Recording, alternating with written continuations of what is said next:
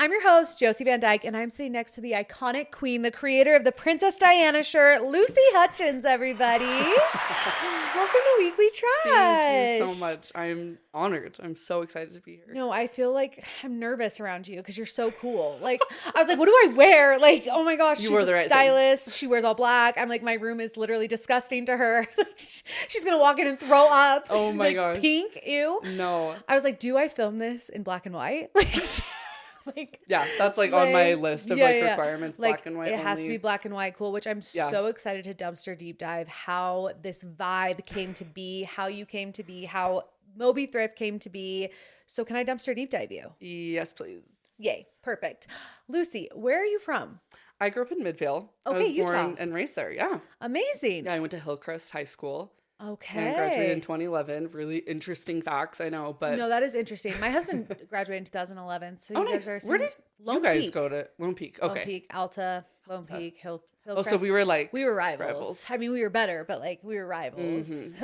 Hillcrest got like a whole revamp lately. It did, yeah. They got totally redone. But we're like a performing arts high school. That's true. Did you do any performing arts in high school? What did you do? Dance till I was 18, and then I was in like all the school musicals, so that was my jam. Amazing. Yeah. I always wanted to be in the school musicals, but like I feel like it got like this like weird rep, like you're a weird kid, but I was like, no, not at Hillcrest. Like you were Alta, so cool. See, and that's what I wanted. Like Alta needed to like take the hint that it was cool, but it was like jocks only. And I'm like, no, but I want to sing, I want to dance, I want to play. What was your favorite high school play that you were in?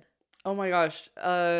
We did Cinderella my senior year, and it was just perfect. Were you the star? Were you Cinderella? No. I know, they crazy, all need to, right? They need to go to jail. No. Like, that's crazy. That's crazy. I just like, because I was on dance company, and so we were required to be in it as like all the backup dancing. And so I was in it anyways, but this is funny. My mom graduated college with a degree in musical theater. And so like, that's her life too. Yeah. And she like bribed me with $100 my sophomore year to audition because I was going to be in it anyways. Right. But she's like, no, you're auditioning. You're going to be a star. You're going to be singing in front of everyone. And she paid me off to do it. That's amazing. Didn't get any part. But you got $100. I did. So you won. In 2009 money, that was $2,000. That was crazy money. That was a pair of buckle jeans. Oh, and True Religions and a Jamba Juice. Perfume. Yeah. Like that was amazing. Seriously. So in high school, when you graduated, did you want to do like college dance or musical theater? Yeah. Oh, well, I was in also student government. Like I was, student so you were the body shit. officer. Yeah. Okay. Like SBO. So cool. SBO had my jacket. Yeah. I was a historian. I'm so jealous. No, I wanted to run for SBO just to get the leather jacket. Oh, the jacket was sick. Yeah. I hope you have it hanging somewhere in your house. Yeah, like, it's somewhere in my closet. It's something special for sure. Yeah. So I got a full ride scholarship to Salt Lake Community College for like leadership. Yeah. And so then in college I did more like leadership stuff, and then I switched to like fashion.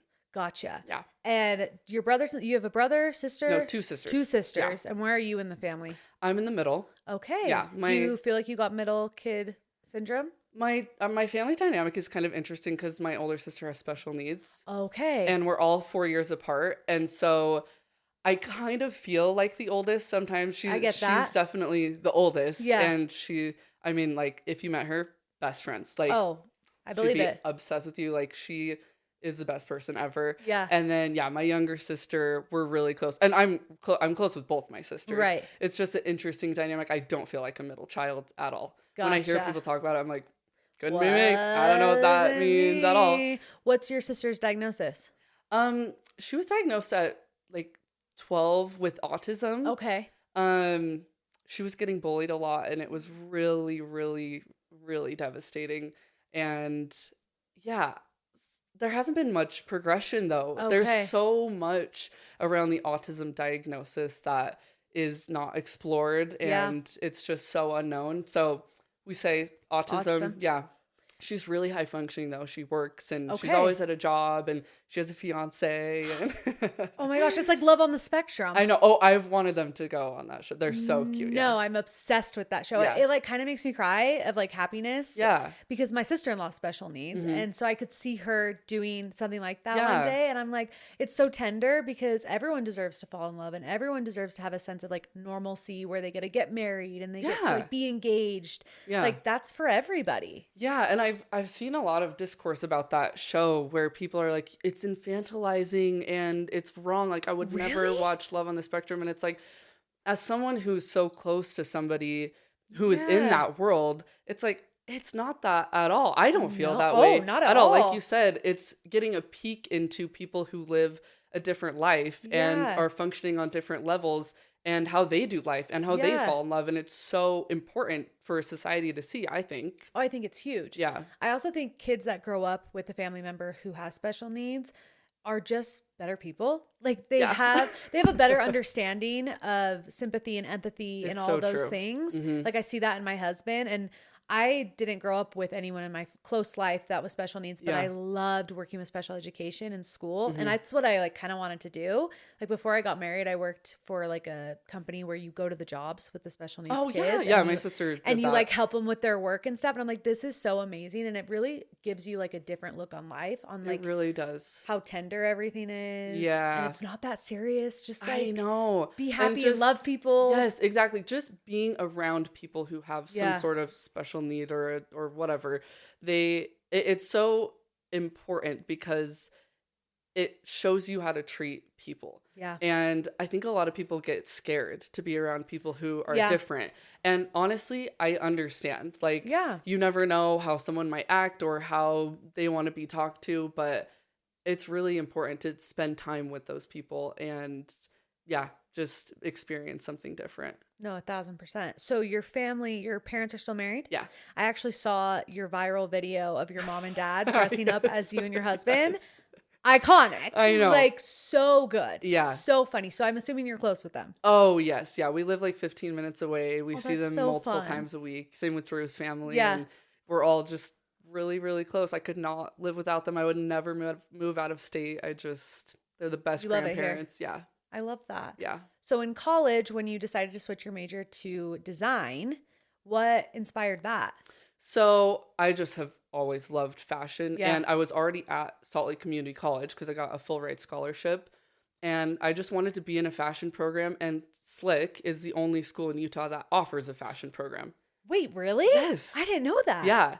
And I was like, well, perfect. I already go here. It's like a different campus and like a different like program Same and thing. situation. Yeah. But I was like, great. I don't have to like transfer anything over. I did like my generals for 2 years. And then I did go on an LDS mission. You did? Yes. Did you scrape that off the internet? I like couldn't find it. I didn't see anything about that. I always do a stalk. Maybe it's not on my Instagram. I archived a bunch of stuff. Okay. Yeah. Where did you serve? In London. I feel like that's like perfect for you. Oh, it really was. And I served in a visitor center. And so it was kind of like a different mission. And to this day, love it. One of the best things I've ever done. Okay. So grateful for it. And I mean, I had started fashion school before I went on my mission. And so everyone was like, oh my gosh, London's like perfect for you. You're going to love it. And it really was. I was amazed by how people dressed in London. It opened my world. People in Europe don't wear sweatpants to the grocery store. Shocked me. I was like, wait, no one is stuck in the 80s. Yeah. Everyone is so put together. It was like, people seriously get ready. Blew my mind. Yeah. Yeah. It actually, I think, changed my life a lot. Really? Yeah. It was just like such a good time for me to go there. And it was also really hard because you're so told to like the fact that I was distracted by anything fashion related was like such a huge no-no. And I was like, ugh, it's so hard because like this is what I want to do in my life. Yeah.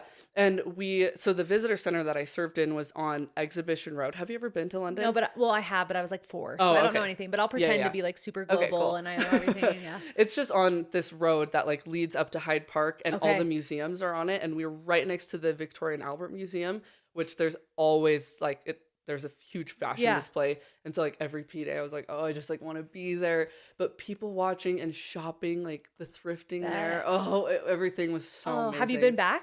Yes, twice.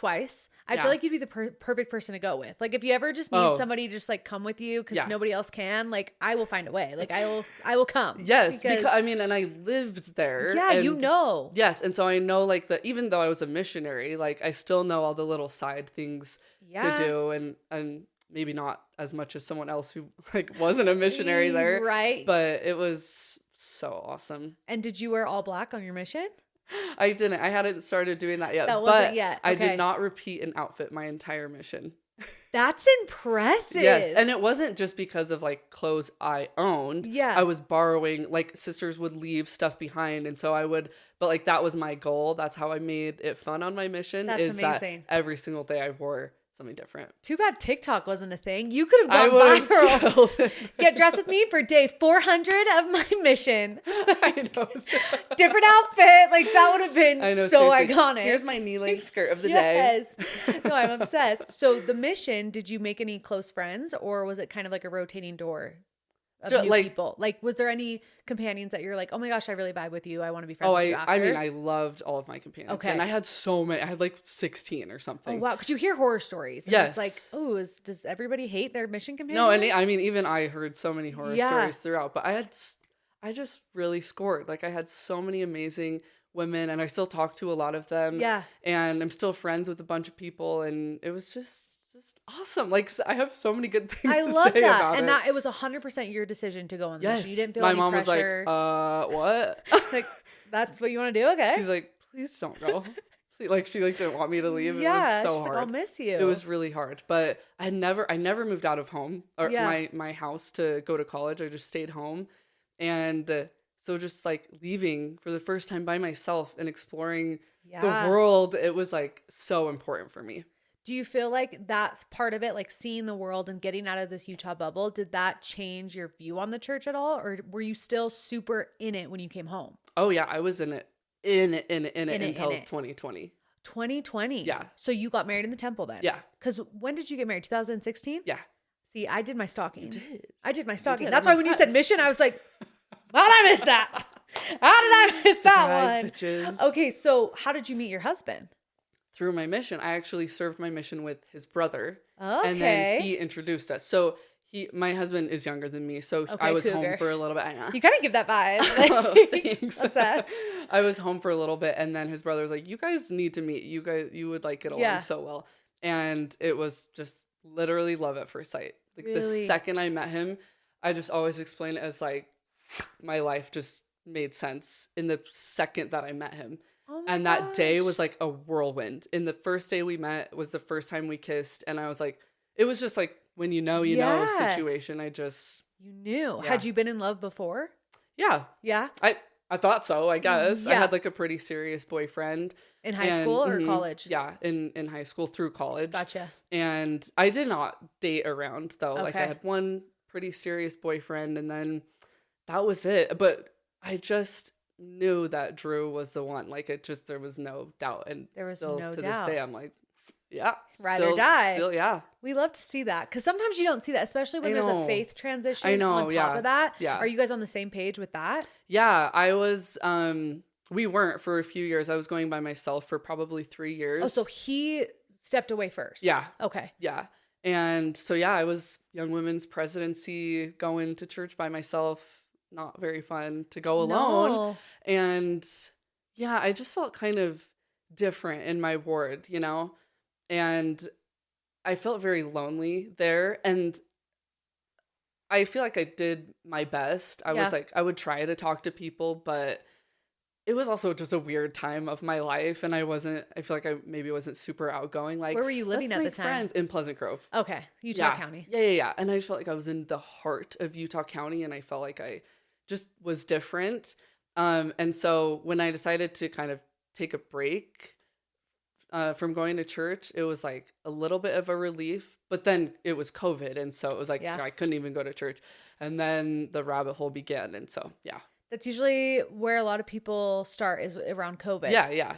That's when I stopped going to church, was COVID. Not because of choice, but because I literally couldn't go. Yes. And then you're like, wait. You kind of take a step back and you're like, oh, you know. But I have so many people in my life that love it and it's their life. And I'm like, I love that for you. Yeah, same. Because I think religion can be a beautiful thing for a lot of people. Mm-hmm.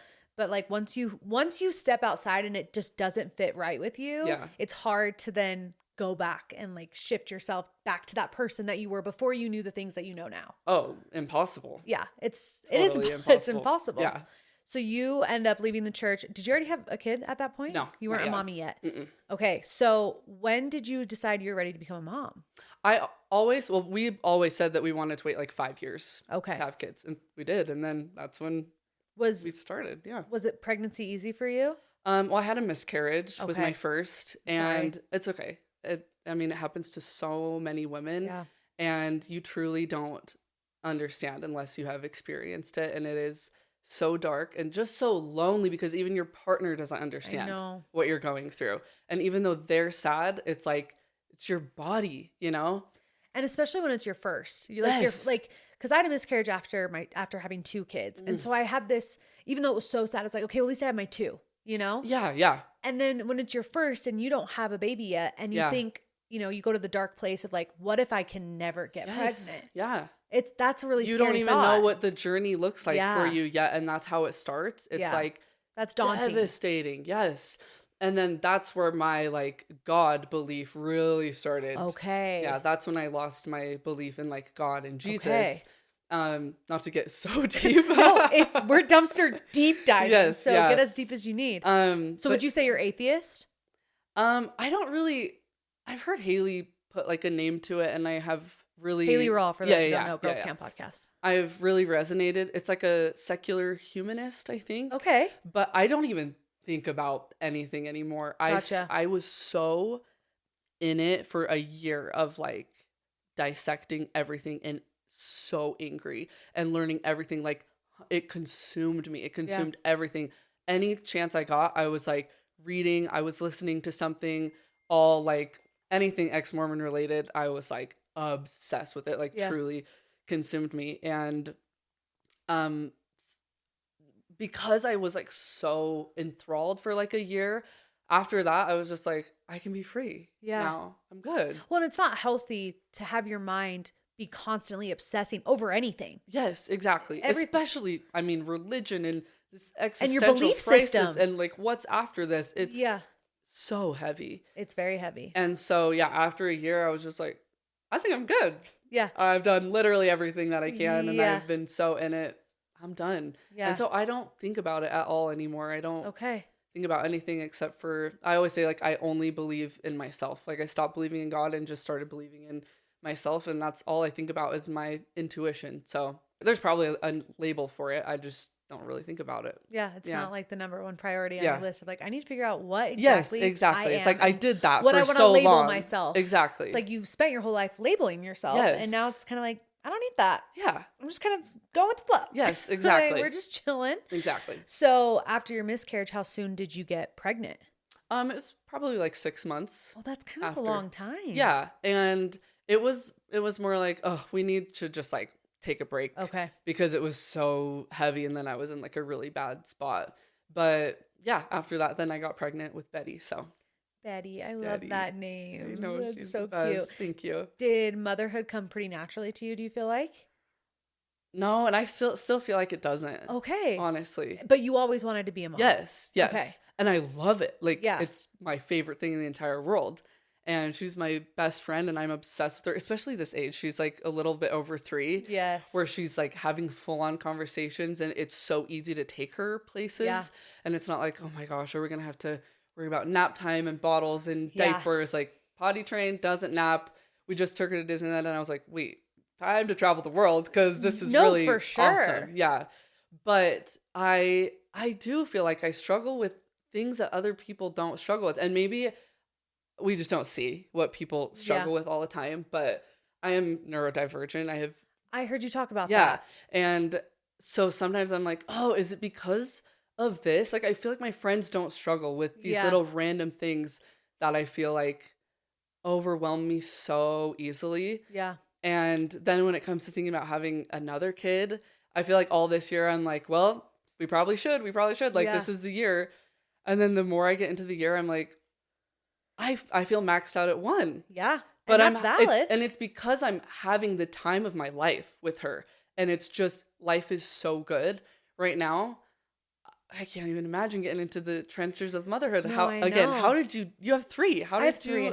I have 3. Like, does it come naturally to you? I just love hearing other people's experiences about it. It's interesting because I nannied. Did you ever nanny? Oh, I did, feel like that's a common thing. I nannied, yeah. And I feel like that really helped set me up for success in the way that like nannying was my job. Like I didn't have a career path or a profession. Oh, okay. I didn't go to college. Like I was like, I'm going to be a mom one day. I'm just going to have kids. Like I don't need a job. I don't need to work. I'm going to marry rich. Yeah. I'm going to be a mom. Like that was kind of my mindset. So 9 to 5 for 5 days a week, like I was a mom in a sense. So were you nannying multiple kids? It was one family and then it was another family once they moved. It was like one of those things where it was like 1 year I was with one family, another year I was with another family. Did they have more than one kid? Yes. Okay. So I nannied that's good like 2 experience. kids, 3 kids, 4 kids, all different ages.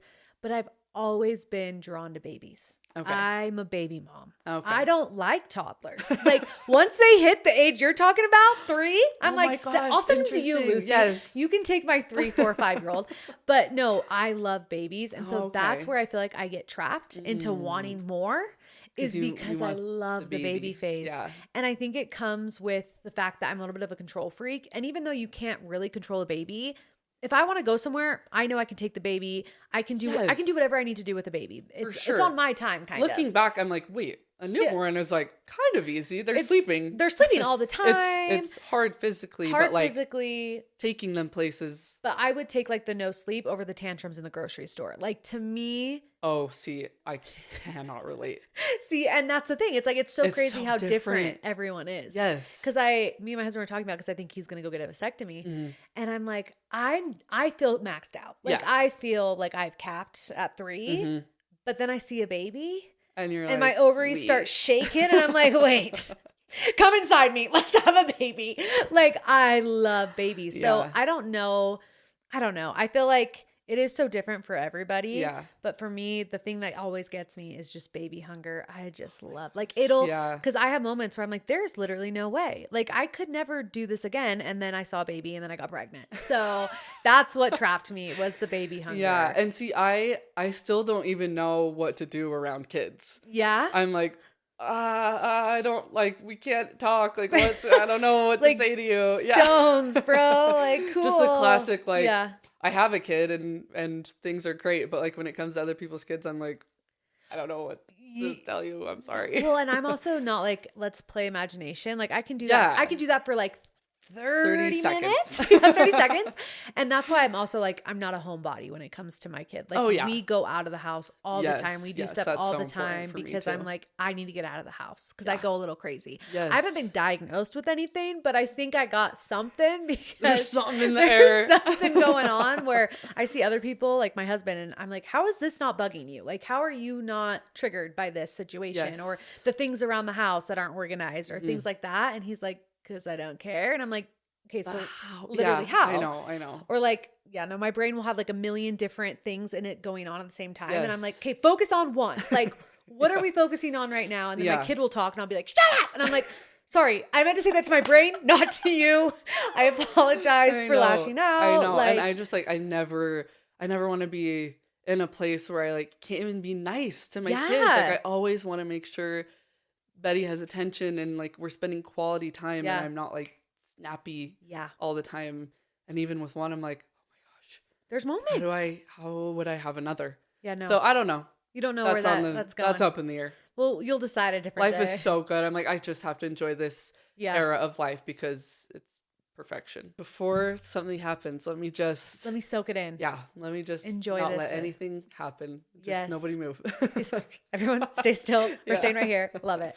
So I want to talk about fashion because it's obviously a huge part of your life. Yeah.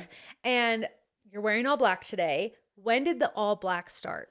It probably started in I was toying with it. Okay. Right after I got married, 2016, 2017. And then I probably went all in 2018. Okay, because you had a really goth face. Yeah. Well, that's so funny. Goth and Mormon Utah standards. Yeah. But the black lipstick, yes, you were in it. White face, black lips, intense eyebrows. The Addams family would have adopted you immediately. Yeah. I mean, that's all I could ever want. Yeah. And so I feel like you said, you probably felt a little not like everybody else in Pleasant Grove, Utah at church, you know, I could see how you maybe felt like you were not one of them. Yeah. But like that shows your level of confidence though, that you could be expressing yourself in that way when that's not necessarily the norm for the people around you. Mm-hmm. Do you feel like you were really confident when you were little as well? Yes. Yeah. Well, like this goth punk look has always been my dream. Like in elementary school, I only shopped at Hot Topic, like spikes, ties, fishnet, like in a 6th grade way, you know? But you didn't go to the back corner of Hot Topic. I'm like fishnets, mini skirts. No, but yeah, my mom was just like always so supportive of whatever I wanted to wear. And I owe a lot of that to her for letting me shop at Hot Topic and express myself how I wanted to. And then I really got caught up in fitting in high school as one does, you know, like if you were a goth at my high school, like nothing's gonna go right for you. Like, what's wrong with her? But like that, it was like tucked away in my heart. It was deep in there. Yes. And so even to this day, I feel like I am like healing my inner child because I would see people with like giant mohawks and like chains and plaid pants, you know, like a classic punk. And that's still my dream style. I think it's so like I admire goths and punks so much because it's like such a genuine show of their personal style, and it's so bold and brave too. Exactly. And so I've just kind of adopted what I can to what works for like me and my lifestyle. Yeah.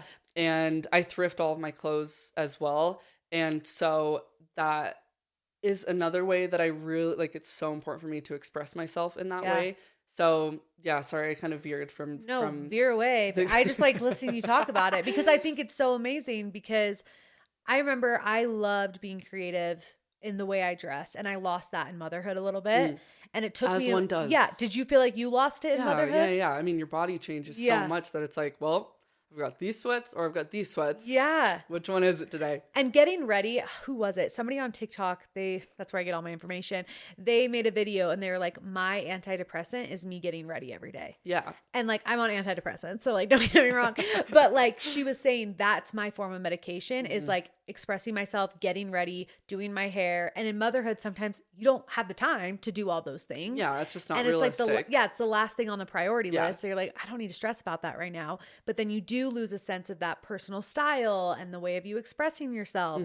So how did you get out of that habit in motherhood? Because Betty's only 3. So sometimes it can take longer than that. I know. Well, I mean, I just feel like fashion being my life for the last, I don't know, over 10 years. I mean, I've always been interested in it, but you know, since college started, I feel like I've been in it 100%.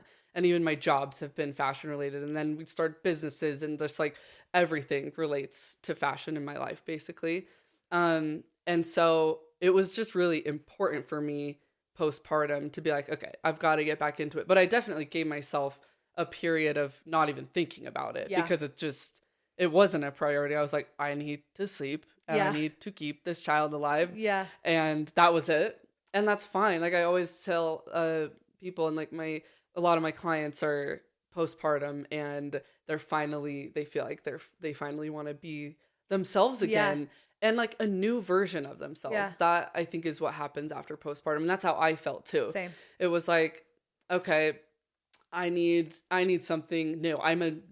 I was reborn when I gave birth. I'm a new woman now. And so like, what does the next era look like? And so I found it really fun to like really explore, and like my whole look changed from pre-pregnancy to now. And not really what I wear necessarily. Like I think looking back on my style the last 10 years, there's so much that I'm like, yeah, I would still wear that. I still have that and I still wear it. And that's like so important for me just because sustainability is like my biggest passion in life. But postpartum, it was just one day when I started feeling the fog lift, I was like, time to not be ugly anymore. Like, I gotta get on this. Yeah. Yeah. You're like, I'm ready to glow up. Cause you mentioned like your glow up in quotations because you were beautiful before and you're beautiful now. I give everyone permission. You can say I was ugly. You can say it. Yeah, no, I feel the same way. I look back. That's the one thing about podcasting and being on social media, seeing the progression. I'm like, oh my gosh, I didn't look like that. That's crazy. And you have like we have so much footage and pictures of ourselves to like compare it to. But before and afters, I think are so fun. I think they're so cool. Yeah. And it just like is very motivating to other people who may feel like they're like in the dumps. They're like, I want to like be my best version. Yes. So how did that start? Like you wanting to be the best version of yourself physically, mentally, all the things. Because I do think being your best self physically does internally make you mentally your best self. It does. I mean, exercise is like can cure so much of for me. Yeah. And I mean, scientifically, it can fix a lot of what's going on in your brain. It's not the cure all for a lot of people, but it can fix a lot. I'm like, I work out and I take antidepressants. So like we exist. But yeah, I just think I was probably like a year, maybe a little less than a year postpartum. And I was like, all right. Sorry to interrupt, but today's episode is brought to you by Cozyearth. I've become a big fan of Cozyearth and I love their message, which is prioritize sleep, prioritize you, because great days start with better nights. And that couldn't be more true. I'm a very hot sleeper. Okay. And one of my absolute favorite things about Cozyearth is the temperature regulating sleep essentials that they have. The first one that I love is the bamboo sheet set. Everyone hypes it up and it is worth the hype. It is the softest, coolest, most luxurious sheets you'll ever own. And their bamboo pajamas, obsessed. It's the sleepwear upgrade that you deserve. They're lightweight yet cozy, and they're designed to help you fall asleep faster and stay asleep longer. Still not convinced? Okay, well, guess what? You get 100 nights to decide if you want them with their sleep trial. And every Cozyearth bedding product comes with a 10-year warranty. Yeah, you heard that right. 10 years. Okay. So prioritize your sleep and visit cozyearth.com/weeklytrash or use my exclusive code weeklytrash for 40% off. That goes towards everything on the site, and they have the best-selling sheets, towels, pajamas, and much more. And if you get a post-purchase survey, please let them know that you heard about it on Weekly Trash. So again, that is cozyearth.com/weeklytrash. Sleep better with Cozyearth. Be in my pants constantly. I can't cough. I can't walk up my stairs. I'm so weak. Like, I just was so weak walking up my stairs. It's like, this is humiliating. Yeah. And then you're carrying a baby all the time. I just felt like the worst version of myself, and I looked like the worst version of myself. I was so sick of it. And I had dabbled with exercise before. I mean, I did dance my whole life, and so that was just like how I was active mostly. And then it doesn't seem like working out because you're like, this is just dance. Yeah. And then like when me and Drew started dating, we'd go to the gym, and looking back, the things I would attempt is so the funny. Pinterest workouts. Oh my gosh. Just like doing 30 crunches, like, I'm done. Yes. Yes. So stupid. But so like we kind of dabbled, and then I just had this aversion to working out. I don't know what happened in me, but I was like, so anti moving my body. I will never step foot in a gym. Like if you asked me before I had a baby, I'd be like, no, I'll never work out. I'll never work out again. Okay. And then feeling my absolute worst. And then I feel like I kind of like tried a few things postpartum, and I was like, okay, I've never gone all in. Yeah. I've never like actually tried, and I'm lying to myself, thinking I've tried everything. I still feel like crap. It's like, you really haven't. And it's there's time more to be you honest could do with yourself. Yeah.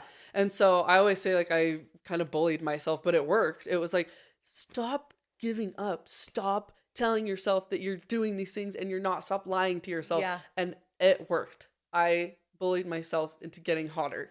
And honestly, a lot of people online did too. I was getting cyberbullied a tiny bit. Shut up. Jail for them. Only she can say those things about herself. Honestly, it was my bangs. You know what? The bangs were a moment. They were a moment in time. Yeah. Would you do them again?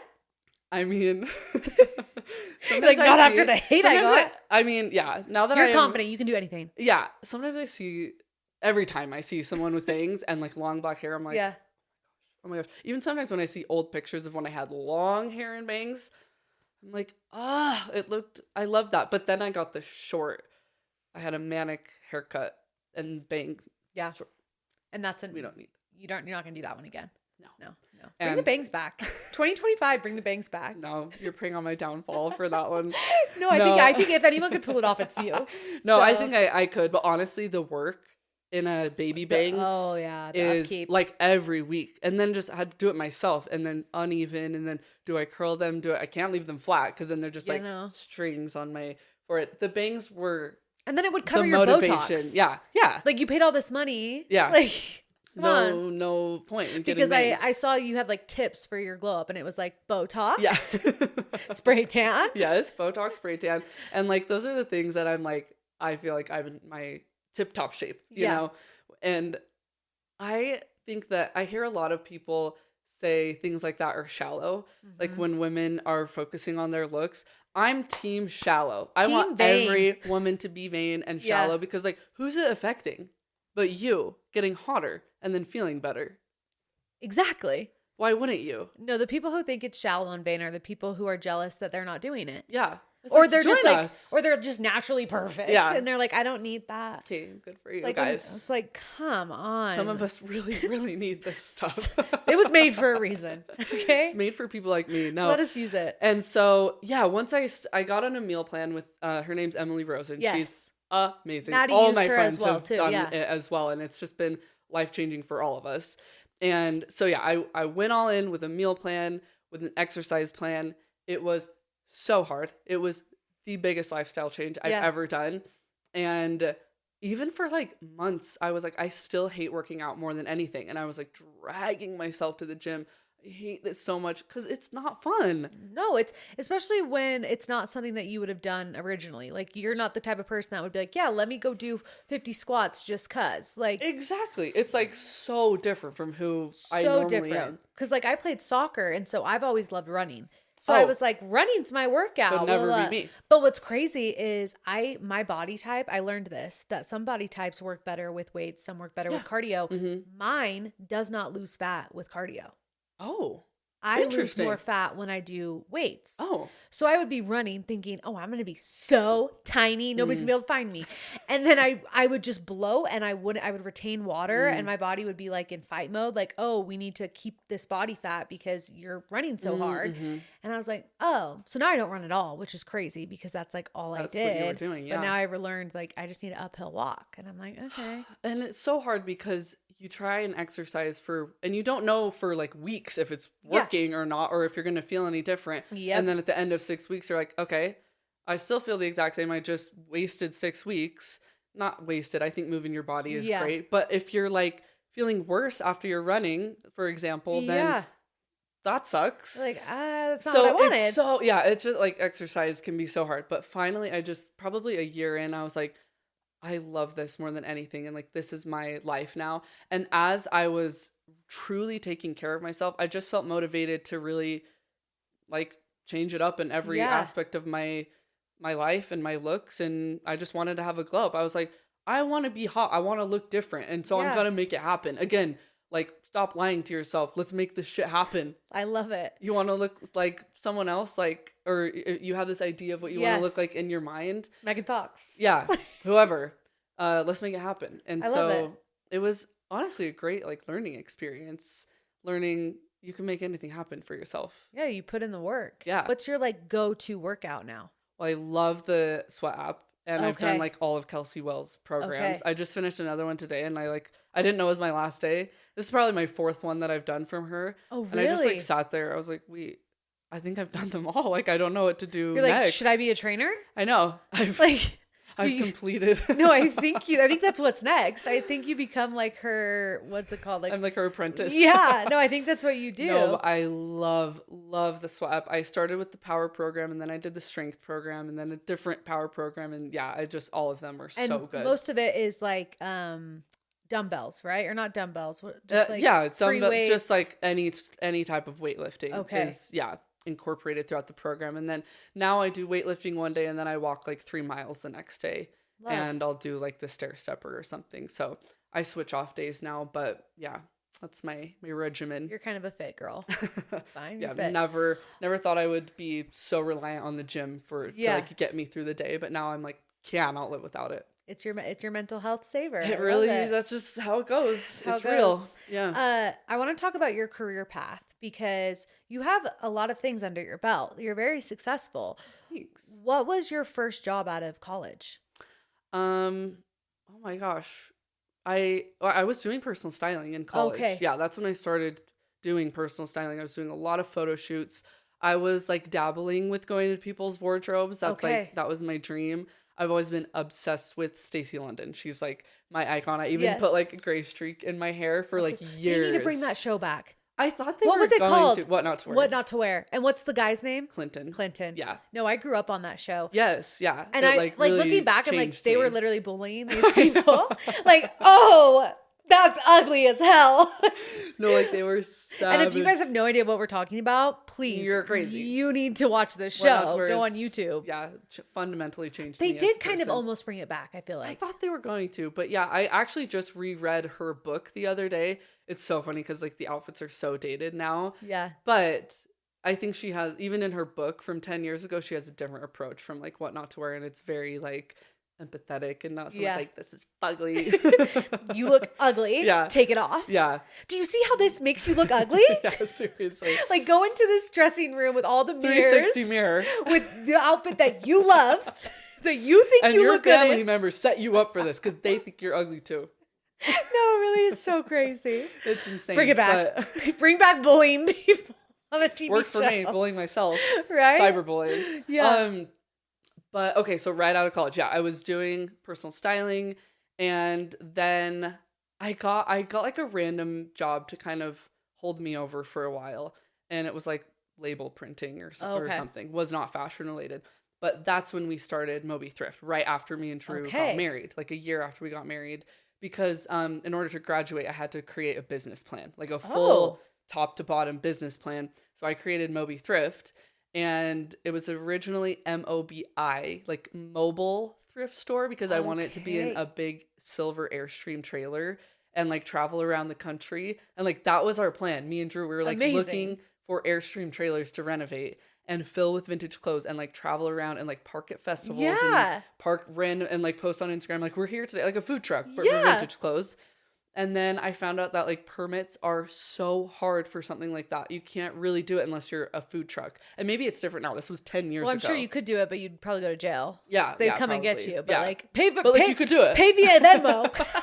Venmo, PayPal only. Cash only. So we had this full business plan. And we're like, okay, we got to change it a little bit. What if we like just thrifted for people? What if we were just like going to DI and Savers and finding the best stuff that we could find there and we just put it on a website? Yeah. Because there wasn't really anything like that. There was like Poshmark and Depop and eBay and but stuff. you had to like go search that out. Yes. Yeah. Like so. Like if you wanted a certain vintage piece, you had to type it in and then hope that someone had it. Yeah, exactly. And I think a lot of people liked the idea of thrifting, but they hated digging. Like every person I've talked to that's like, oh, I really want to thrift. How do you have the time to dig through everything? Like, how do you find stuff at a thrift store? I was like, we could solve that for people. Yeah. And so that's exactly what we did. We're like, okay, we're newlyweds, but this is a really low overhead. Let's just go buy a bunch of shit at a thrift store, like the best of the best, and then we'll resell it. And so that's how Moby Thrift began. It was like thrifting from your couch is kind of what we told people, like, we'll do it for you. Yeah. And so that's what we did for a long time. And the things we were selling is so funny looking back. Like we didn't even start dabbling in like vintage clothes yet. What's the difference for those who don't know between thrifting and vintage? Well, vintage is something that's 20 years old. Okay. So something from 2005 is considered vintage. Okay. Yeah, that makes some people feel really old, but it's just the facts. I don't know what to tell you. Sorry, you're old. Yeah. So like when you're thrifting, you can find vintage pieces, but like sometimes we'd find something from like H&M and we'd sell it on our website. Gotcha. But it was like, this is a cool shirt, we'll sell it. We didn't really care. There was no like threshold for what we were buying at that time. So where now you wouldn't ever pull a fast fashion item. No, never. Ever in a million years. Okay. So then, as I'm wearing Paige jeans and TJ Maxx slippers. Never again. I just mean like to resell. We just learned so much as we went. So we started with that, and then we started getting into vintage streetwear and sneakers. And so that was like our gig for a really long, like a few year stint of really focusing on vintage, like hype wear. Yeah. And were you, sorry to interrupt, but were you making enough money at that point to support each other? Drew quit his job. Okay. That's amazing. Yeah. He was working at Vivint and doing sales, and he quit his job, and he was focusing on Moby full time. And that, it's always been like that. Like one of us has always like done it full time, and then another would get a full-time job, and it just works. That's just, we like it like that. And so, yeah, he quit his job, did Moby full time. And that's when we kind of like started getting a name for ourselves a little bit.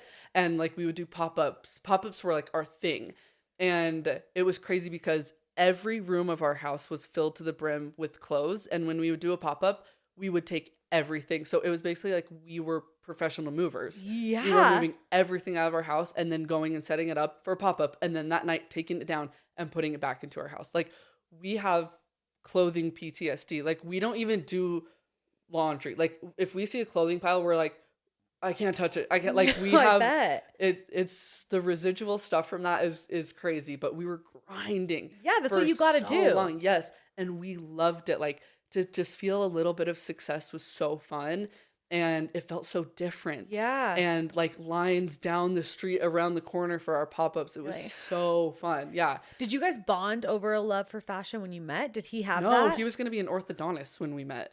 Crazy. Yeah. But he is so like such a go-getter and has this entrepreneurial spirit about him. And so he was the one that was like, we have to start this business because you made this business plan. Yeah. Let's do it. And so like he is the like the drive fire. And yes, he's just so good at that kind of stuff.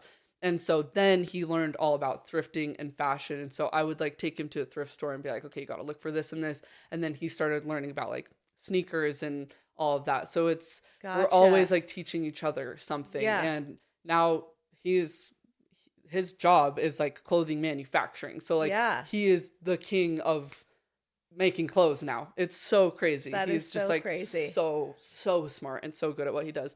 But so then after a while we were like, okay, there's only so much money we can make by selling one item of each thing.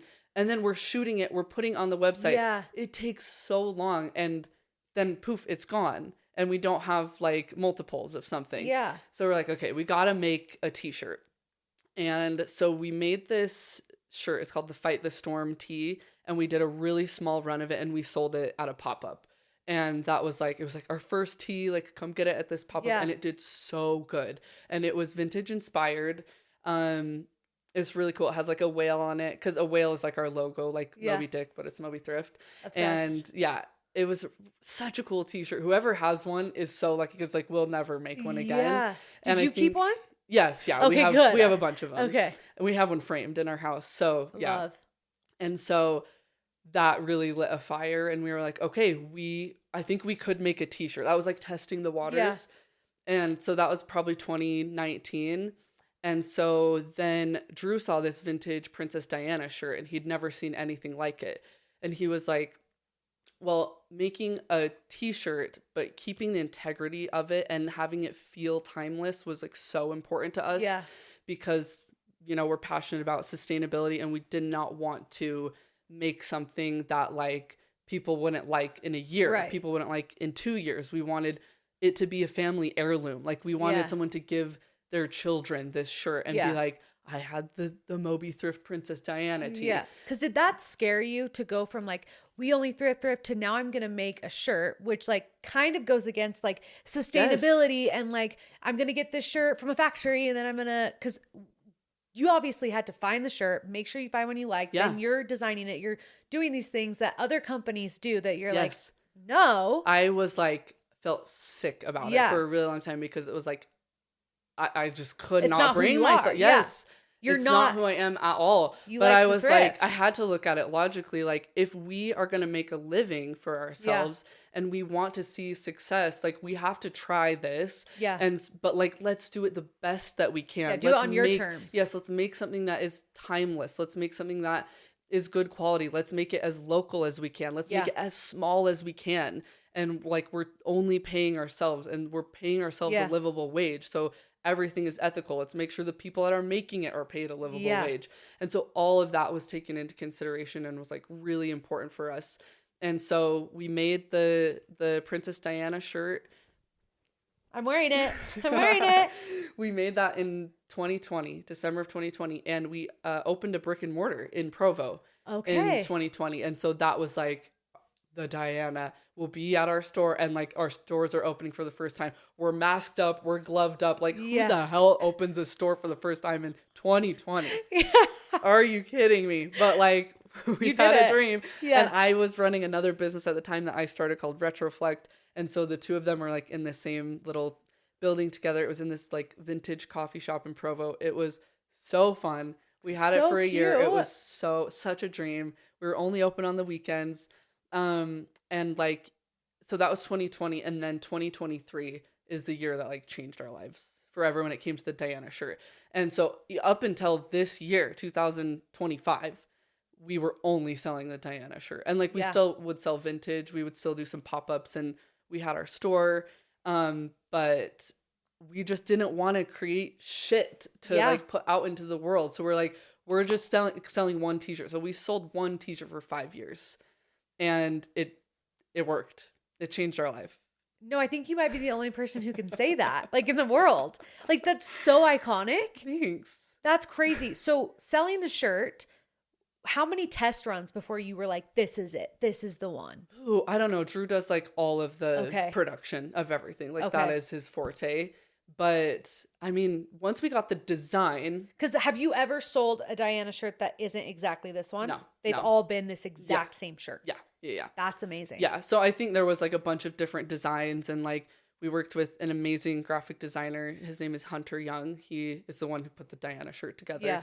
And I was like doing all the research for the back of it because, you know, it has the timeline of her life. And I really like threw myself into learning about Princess Diana so that it felt authentic. And I have this deep, deep love and gratitude for her. She's one of the most amazing people who has ever lived. Like, obsessed with her. Were you obsessed with her before too? I loved her, but I didn't know what I know now. You didn't appreciate her enough. Yes, yeah. And now I'm like, she's incredible. And like, we wanted someone good to put on our shirt that like represented something really, really good. And I just don't think we could have picked anybody better but her. So agreed. She's incredible. So you keep saying 2023 is when it really changed your life. Yes. What happened in 2023? I just feel like it finally took off, and like we owe everything to influencer marketing. Yeah. I just started reaching out to like everyone that I could, and I was like, worst that happens is they don't answer me. Yeah. And I never asked anyone to post the shirt. I just like, our motto has always been, if they love it, they'll wear it. Yeah. And they'll wear it in a video. And even if they don't tell someone where it's from, who cares? Like, and we would see that. Like, Cody Co was the first person who was really big that wore the shirt in like videos. Yeah. And he never tagged us or anything, which we never asked him to. So I don't care. Yeah. And he was never paid for it. He just liked the shirt and wanted it. But we would see so many people in the comments saying, where is this from? Where is this from? And so we would just go through and answer everybody, Moby thrift, Moby thrift. And even just from that, like, sales that day would be crazy. And I was like, okay, this works even if someone doesn't tag us. Yeah. It works if they're just wearing it out in the wild. Yeah. And like Drew always says, if someone owns a shirt, they're a walking billboard for us. Even if they never post it on Instagram, more eyes are getting on that shirt just being out in the world than it is sitting on a shelf here. So we're just like sending shirts to everyone. And so, yeah, I just reached out to literally everybody that I could. And I mean, Emily Kaiser changed our life. Like, she's the most amazing person ever. And so many people know of the shirt because of her. Yeah, I made a TikTok just barely in this shirt saying I was interviewing someone and this shirt is a hint. Oh. And people were like, is it Emily Kaiser? Oh my gosh. That's how much people correlate this shirt to her. Yeah. That's crazy. That's crazy. So awesome. But then don't worry. Everyone else is like, it's Lucy, you idiot. So don't worry. No. I think that's so amazing. And I'm so grateful. And like, there are so many other people who have worn the shirt.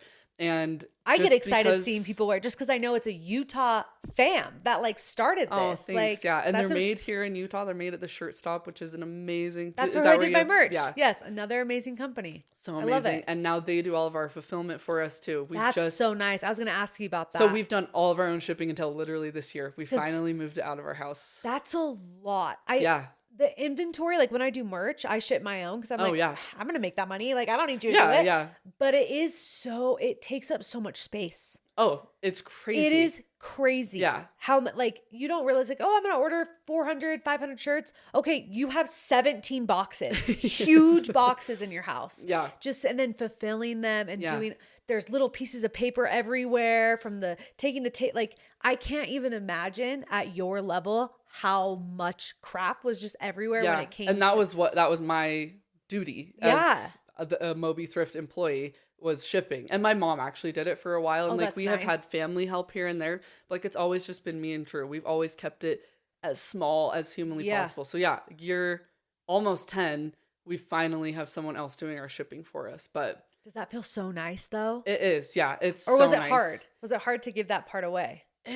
I mean, I just didn't have time anymore. Yeah. Like I only had time to do it during her naps, and then she stopped napping, and then I was like, I can do it at night. But then like we were storing, like it took up our entire basement, and then we're like, okay, we have to finish our basement. Yeah. We have nowhere for this.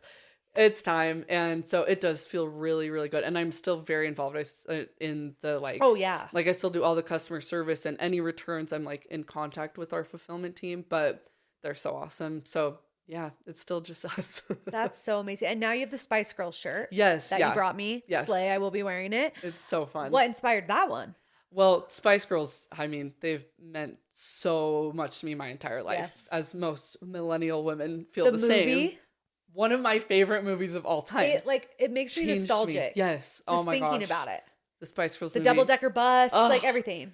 And then like I lived in London, so London means a lot to me. And it was like, okay, well we have one British royalty. Yeah. Let's add some more British royalty. Like they're just whoa, brain blast. What a full circle moment. I know, it's just like fit. Like you served your mission in London and you have created this huge, I don't even know what we can call this. What's a legacy? Like this is literally a legacy that you've built, and it all also like stems back to a mission where you served in London and like Princess Diana, London, like like my heart puzzle pieces is in it. That's crazy. Everything like means a lot to me personally, and I'm like I feel passionate about. Yeah, I never ever would want to make something pointless. You know? Yeah, you don't seem like that kind of person. Good, like out of anybody in the world, I don't think you would be making something pointless. Good. And so it just felt like time. It was like, okay, we're going on year 5 of the same shirt, which is incredible. Insane. And it was our goal, and like it's all we've ever wanted. But we're like, we have people come into our website. Let's like give them something else. And we actually did make a Halo tee, like the video game Halo, but we did a really small run of that, and it's like very much a different demographic. We were like testing the waters. I think we still have it. I think Drew actually restocked it, but again, really different demographic, but it's always fun. The girlies probably aren't ordering the Halo one. Maybe for their husbands. Yeah, but actually, I'll order it. I'm gonna order it right now. I do feel like our demographic is a lot of women, and so we're like, how can we make something meaningful for millennial women, and not just that's just anyone the majority of our demographic, and so. Spice Girls just felt so right, and I can't even tell you how many shirts we have tried to make, and it just felt wrong. Like the shirt's made. Yeah. Like we have Can you share one? Oh yeah, we've done like a Ferris Bueller. We have done 3 Ferris Bueller shirts. Wait, that seems like it would be a really good idea. Yeah, we've done a Princess Leia shirt. Okay. We've done a Steve Jobs shirt. Okay. And those are the only I can think of. But there's probably 2 or 3 others that we like have at least a drawing of, and we're about to start, and it's just like, and I just trust Drew 100. Yeah. Everything he does is like, he's right every time, every single time. He's a master of his trade. So we were both fully in it on the Spice Girls. So we're like, okay, it's time. We've come together on an idea. Let's make it happen. Well, and you've had a couple of people on TikTok shop try to like knock off this shirt. Only hundreds. How does that make you feel? I'm sure it's frustrating, but does a part of you also go, yeah, you can never be as good as us? Well, because the shirts are trash. They are literal trash. It makes me sad because they're ruining my mission. Yeah. And it's doing the exact opposite of what you are trying to do. They are making the shittiest version of something that we have perfected. And I've ordered one, and it's the worst thing I've ever seen in my life. Yeah. And it's just plastic, like glued onto the shirt, basically. Yeah. And part of it is devastating, but I just can't like think about it that much. And honestly, we don't really do like TikTok shop anymore because their guidelines are so strict. If you don't ship in like 24 hours, you get flagged. And so the more flags you get, the less they show your videos. And so I'm like, hi, I'm trying to like raise a child here and do all the shipping. And there's hundreds of orders. Like I can't ship within 24 hours. Yeah, sorry. No. And so like we kind of let TikTok shop run its course. And then all of the infiltrators came in and started copying us. And it's just like, it was so hard because people would be wearing our shirt in a video. And then the TikTok shop link would not be ours. And then other shops were now selling hundreds of shirts. And it just was like, I can't even, and legally, like you can't do anything about it. It's like impossible. And so can you patent a shirt? It depends on the design. It like totally depends on the design that you have.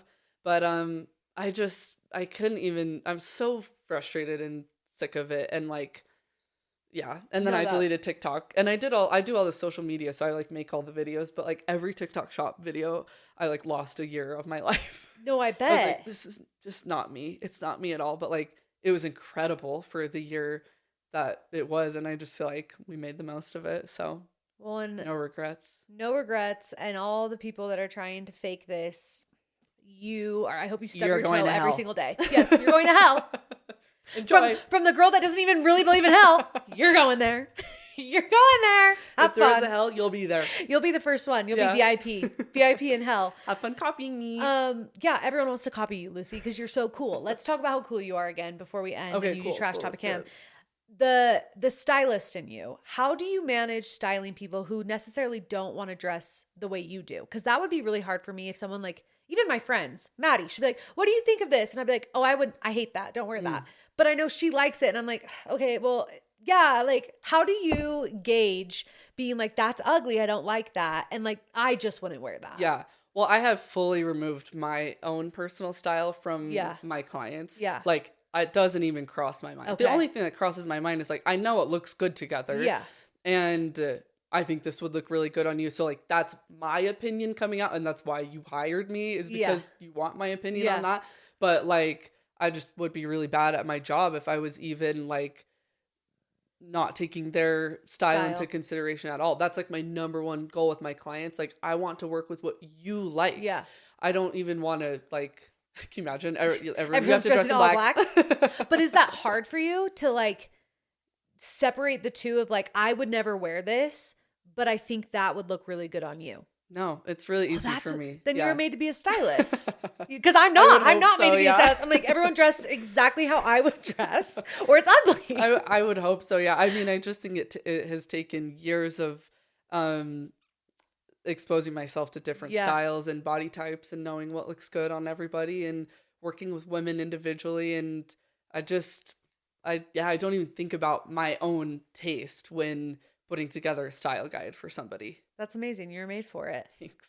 Is there any store or brand or product that you would go buy from a store? Like a Hermes something, like something huge designer? Or I would never buy designer. You would? Okay. Hot take. Tell me why. Well, I'm the cheapest person I've ever met. Okay. So that's probably a huge reason why.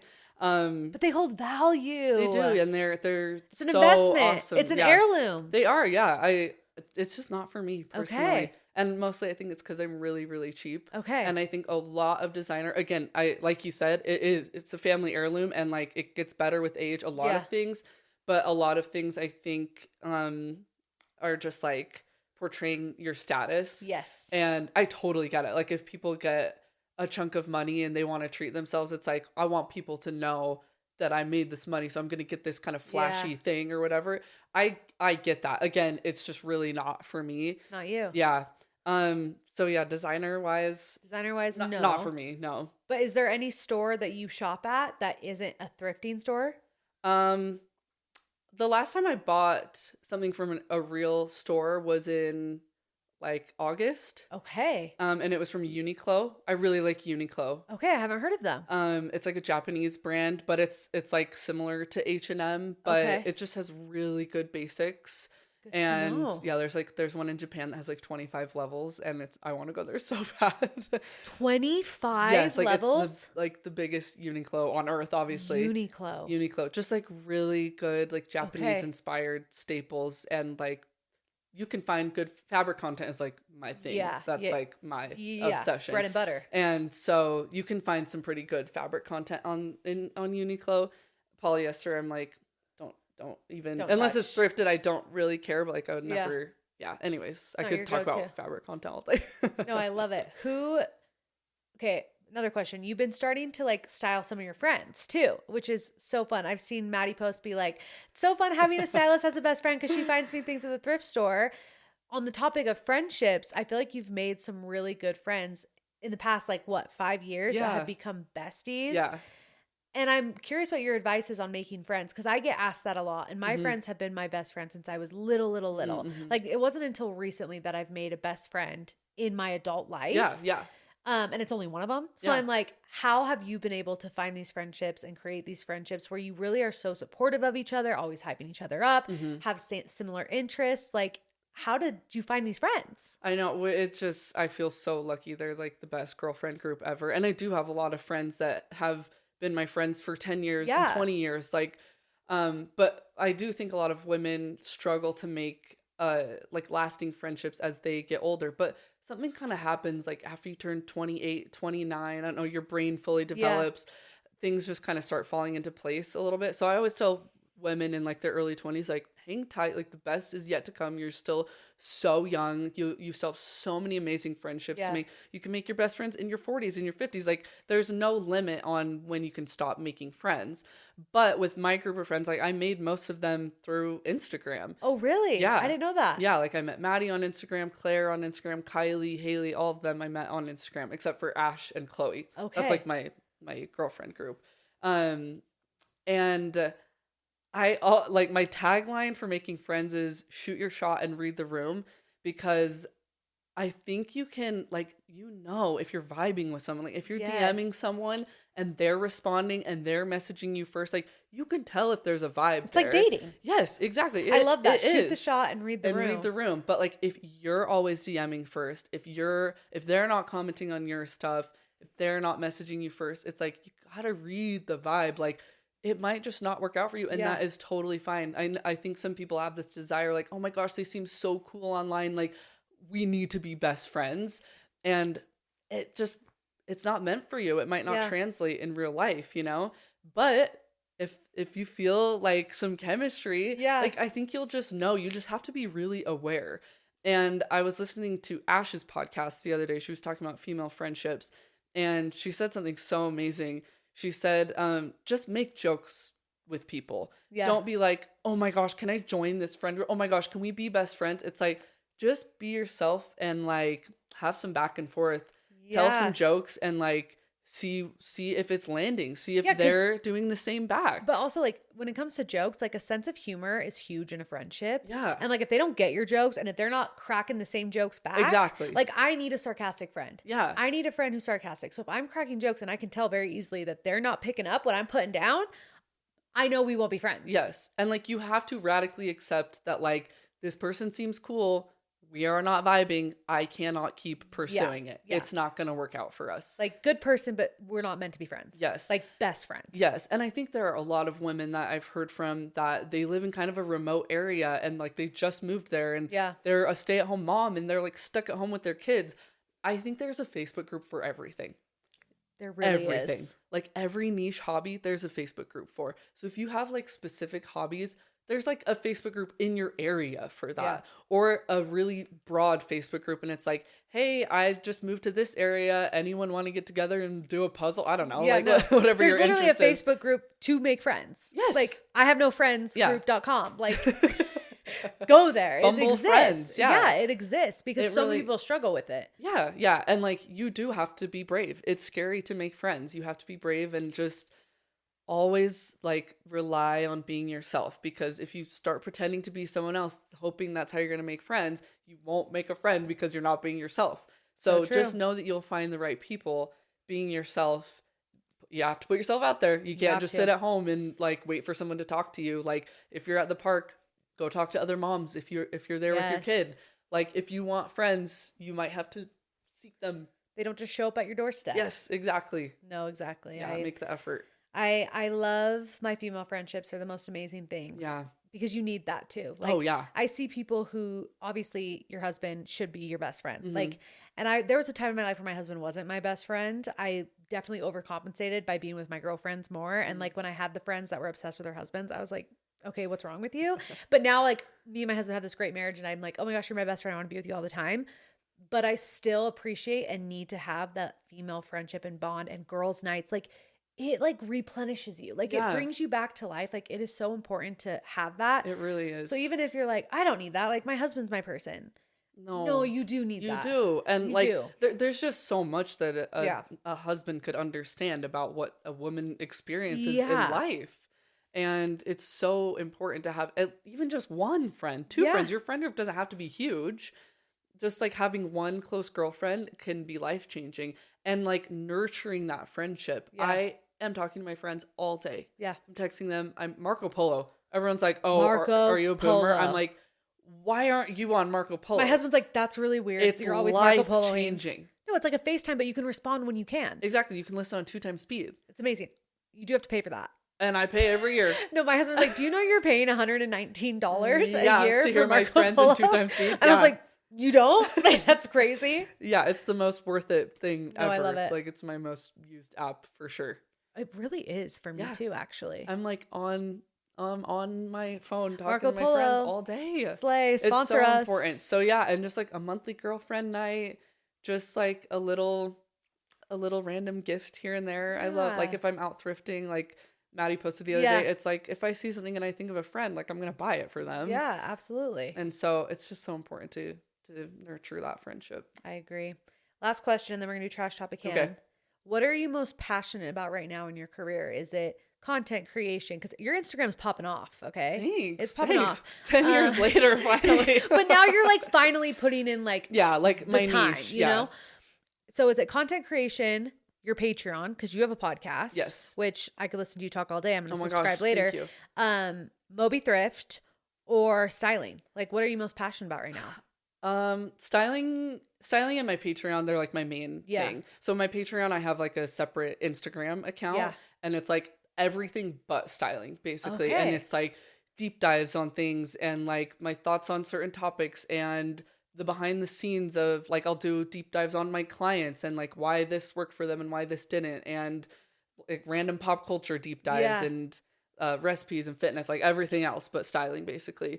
And like, that is a community of women that has been built that is my favorite thing in the entire world. Like, they are amazing. And we do stuff in person too. Yeah. And it's just like, that's all I ever wanted when I made a Patreon, which took a lot of delusion, by the way. Because Patreon's hard. I probably had like 4,000 followers on my account, and I was like, let's make people pay to follow me. 4,000 of them are going to pay. No, it's actually crazy when you think, like, Patreon is one of those things where you really have to be delusional to start one. Looking back, I'm like, because then you have to stick with it. Because then it's like 4 people signed up. You can't just say, oh, sorry, that's not enough. No. I'll start posting content when more of you show up. Seriously, month 1 was probably 18 people. It's like, and I was like, okay, private account, 18 people. And like, most of them are still there. And I'm like, you guys are my ride or dies. And then it was like, okay, every month I have to put my whole soul pussy into this and promote it. And so I did that for like a year, and I feel like we're at a really good spot. So yeah, I do also 2 podcast episodes a month, and I usually have a guest on for one of them. And like that, it's so different from styling. Styling is like, feels like a job that I love so much, but it's like I set aside my time to work. But styling's also really new. I just like started taking clients again for the first time like in January, but I've been booked out. What I'm booked through that? June. I just like, I started doing it for my Patreon girls, and I just felt a pull to it again. I kind of felt like, if I'm not doing something, I'm like, okay, what am I going to do next? Like, I always have to just be doing something. And like, my Patreon was so great. I just like felt like I had time for more, because Moby kind of runs itself. Yeah. And then I wasn't shipping anymore. So like, that wasn't taking up as much of my time. I was like, okay, I have time for something else. What can I do? And so I started doing that for my Patreon girls, like practicing. And I was like, okay, I am obsessed with this. And when I was first doing styling, I didn't have Instagram as a tool. Like there was no stories, there was no like promoting a business, no influencers, like nothing. And so I was like, I'm in a whole different realm this time. Unlimited possibilities. Unlimited. Like you could go viral on Reels. Like I was like, okay, I think I can do it this time. I'm going to really, and I've never really leaned into my passion, like my niche on Instagram. I've just always kind of posted my life. And I was like, I'm going to try it. No, it's game over for all the bitches because you're about to blow up. Took off. I'm so grateful because again, my life passion, fashion, and now I'm going to help style other women. It's just like life changing. I could talk about my experiences with them all day. It's been so amazing. No, I love that. Thanks. No, it is cool because you put so much passion in this, and to see the way it took off, I only know that like the passion you put into styling is going to be, I think, honestly, even more successful than this shirt. Oh, thanks. I really do think that would be amazing because like it's all I've ever dreamed of since I saw Stacey London on What Not to Wear. Shout out to Stacey London. I love it. Well, thanks so much for letting me dumpster deep dive you. Oh my gosh, that was so fun. But before you leave, you have to pick a topic from this little teeny trash topic can.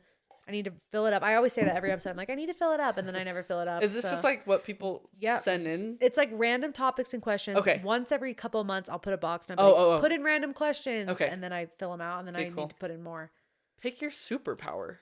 Oh. Is that like dream superpower? Yeah, dream superpower. Or like what you're actually superpower. really good at? My superpower would be to teleport. Like that's your dream. That's like, what you wish. That's what I wish my superpower was. If I was like, oh, I really want to go to Paris today. I could just go to Paris. Oh my gosh, yes. And then flying would be really cool too. I know, I've always thought about that. But if you could teleport, why fly? Exactly. Yeah. I mean, I would like to feel what it feels like. Yeah. Like teleporting, I feel like it would be like kind of a painful experience, kind of like Severance. Like, I was just gonna say, do you think teleport like on Harry Potter when it like hurt, when they like grab the port key? Yeah, I feel like it would probably hurt a little bit. Yeah. But like a non-painful teleportation is what I would getting prefer. Really specific. Yeah. I would love to read people's minds. I would love it. Oh, yeah. That's a good one. Yeah. I feel like sometimes I think I can.